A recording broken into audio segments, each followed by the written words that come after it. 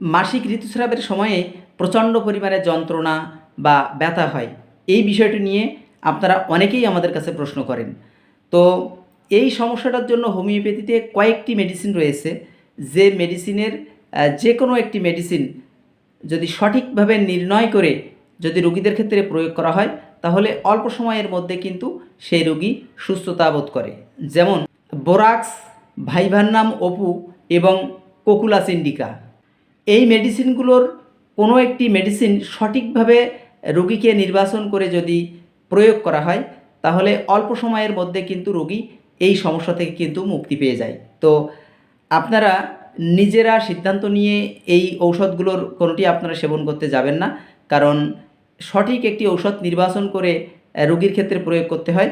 এজন্য আপনার নিকটস্থ বা আপনার আশেপাশে যদি কোনো অভিজ্ঞ হোমিওপ্যাথিক চিকিৎসক থাকে, যিনি রেজিস্টার্ড হোমিওপ্যাথিক চিকিৎসক, তার কাছ থেকে আপনি চিকিৎসা নেবেন।